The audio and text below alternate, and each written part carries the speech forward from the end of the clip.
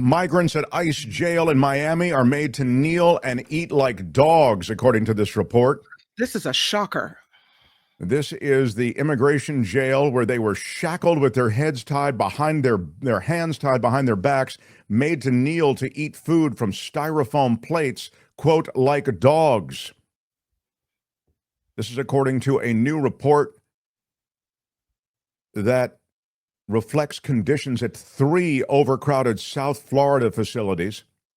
The incident at the downtown Federal Detention Center is one of a succession of alleged abuses at immigration and customs enforcement agencies operating in the state of Florida since January.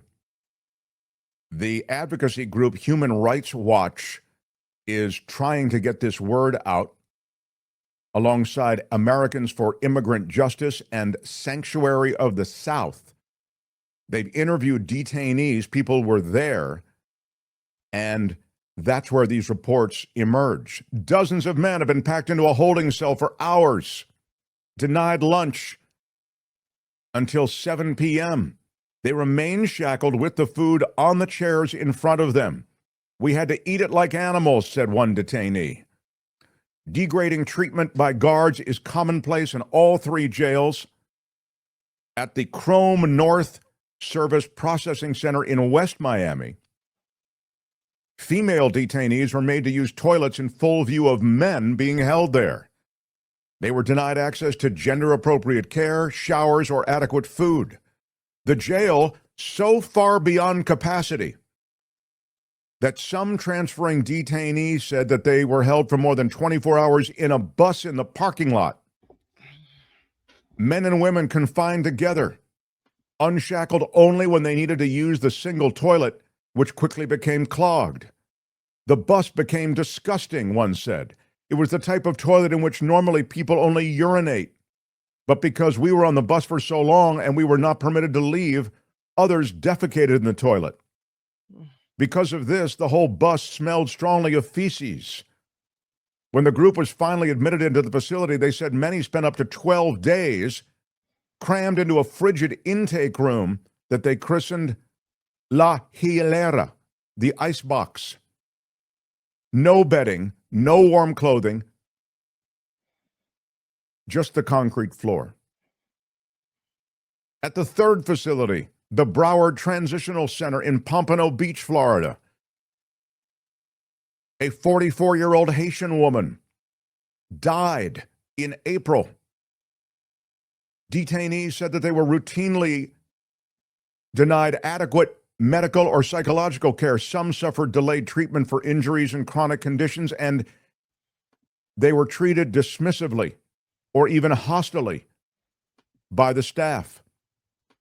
In one incident in the downtown Miami jail, staff turned off a surveillance camera and a, quote, disturbance control team moved in, brutalized detainees who were protesting a lack of medical attention to one of their number who was coughing up blood. All 3 facilities severely overcrowded. And that's, they say, one of the reasons that Alligator Alcatraz in the Everglades is being set up. And of course, it already is housing detainees. It's expected to hold up to 5,000 undocumented migrants awaiting deportation. This is just one of the horrors being wrought on these people. The ICE chief doubling down now. Again, the administration, no apologies, no modifications. Immigration and Customs Enforcement saying they will arrest people who are undocumented, who don't have criminal histories. Todd Lyons, the acting head of the federal body, said that in an interview, quote, under this administration, we have opened up the whole aperture of the immigration portfolio. That's a pleasant way to say it. If we encounter someone that isn't here in the country legally, we will take them into custody, he said. Yeah. Of the roughly 100,000 deportations that ICE has documented between January 1st and June 24th, About 70,000 involved a person with a criminal conviction. That's according to a CBS review of internal government data. Just a small fraction of those who faced criminal convictions were involved in violent offenses. So when we talk about a criminal conviction, we can add the notion that these people are here in this country without legal documentation to what could be termed an illegality. But that's not what the Trump administration or what Trump promised when he was running, right? He said, I want to get the violent criminals off the streets. I want to get the murderers out. I want to get the drug traffickers out. He never said, I want to just get people out that aren't supposed to be here because they overstayed their welcome on their visa. That's not what we were led to believe. The hard right wants everybody out who doesn't have appropriate documentation. And in fact, the hard right, extreme right of America, they want to rethink who deserves to live here. Even those who have gone through some kind of immigration procedure, they feel may not deserve a spot in America. That's where we're heading. And you're already seeing evidence of it. And then there's this. ICE secretly deporting a Pennsylvania grandfather. He's 82 years old. He lost his green card. The family of Luis Leon say that they were initially told by someone that he had died, but they found him alive in a Guatemalan hospital. If you have a green card, that means you're here legally, right? Exactly. Yeah. He was visiting an immigration office last month to replace his lost green card. His family had not heard from him, and initially they were told he was dead. He is a longtime Allentown, Pennsylvania resident. He was granted political asylum in the U.S. in 1987. He was fleeing Chile at the time. He was fleeing Augusto Pinochet dictatorial regime. He lost his wallet containing the physical card that confirmed his legal residency, so he and his wife booked an appointment to get it replaced. When he arrived at the office on the 20th of June, he was handcuffed by two ICE officers. They led him away from his wife. He's 82. He's been here since 1987. Where's Grandpa? Led him away without explanation. She herself was kept in the building for 10 hours until relatives picked her up. The family said they made efforts to find any information on his whereabouts, but were told nothing. Then, sometime after he was detained, a woman purporting to be an immigration lawyer called the family, claimed she could help, didn't disclose how she knew about the case or anything about where he was. And then on the 9th of this month, the same woman called, claiming that he had died. A week later, they discovered from a relative in Chile that Leon was alive after all, but now in a hospital in Guatemala, a country to which he has no connection. The relative said that Leon had first been sent to an immigration detention center in Minnesota, then deported to Guatemala, despite not appearing on any ICE deportation lists.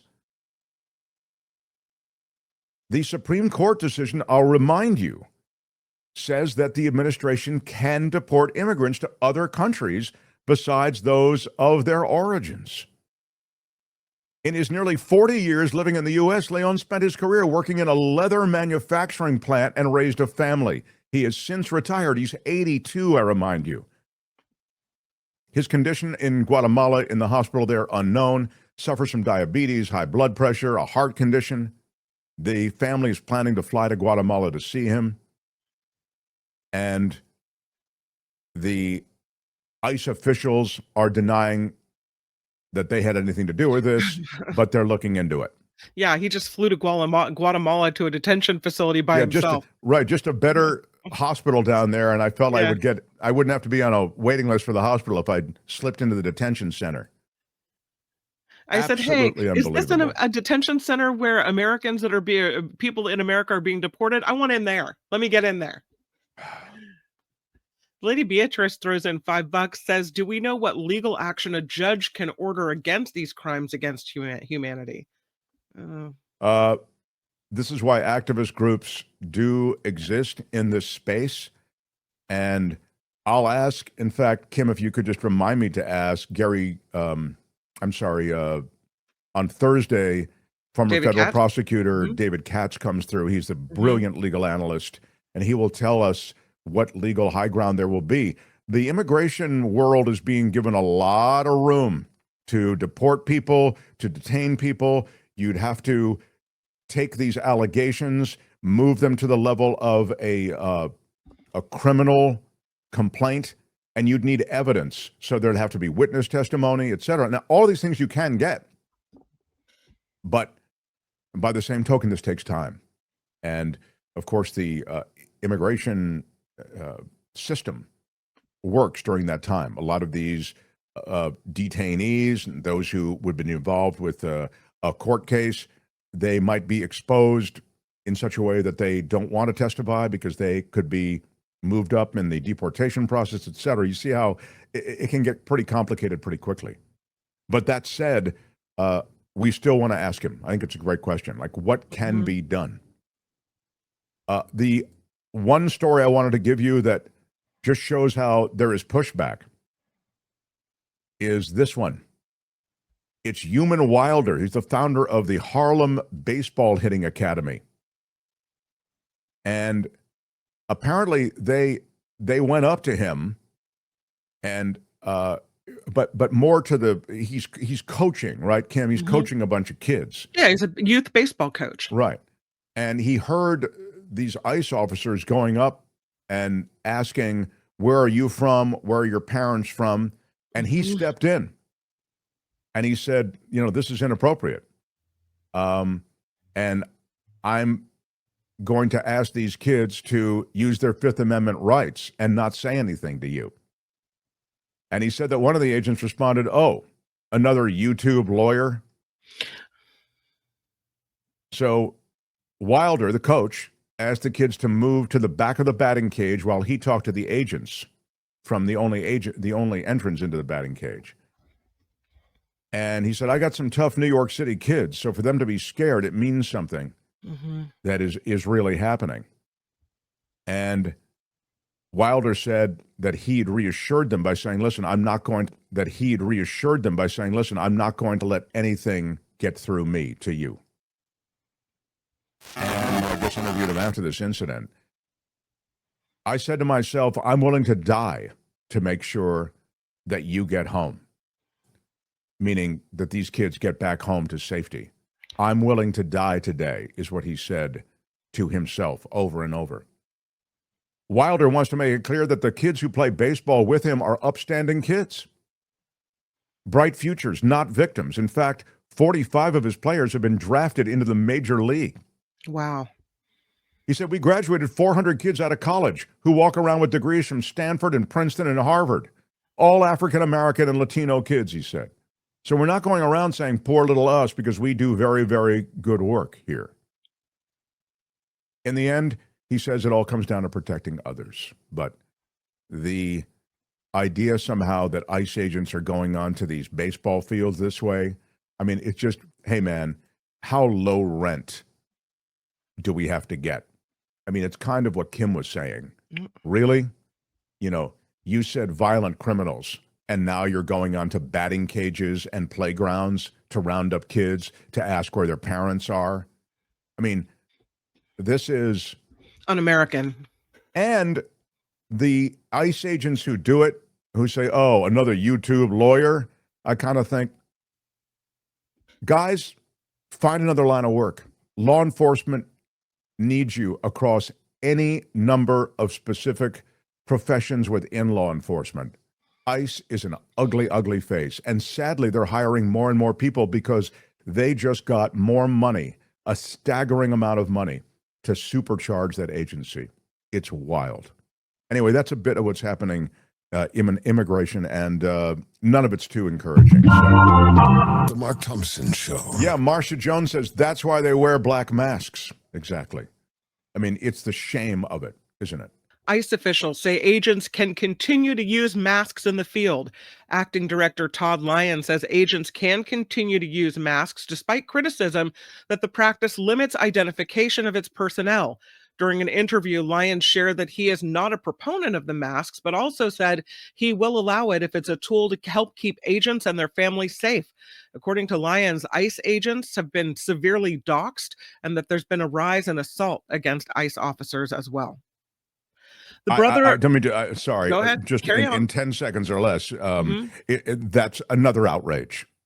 Hey, I love it. I'm not a fan of the masks, but if that's what they need to protect their identity and to prevent, well, great. I'm not a fan of the ICE policy, so I don't know where we stand on this. But if you're just kind of stipulating in sort of a boilerplate way, well, I'm not a fan. It's like a little preamble. I'm not a fan of abridging people's civil rights, but I mean, if that's the only way to clean up America, then let's do it.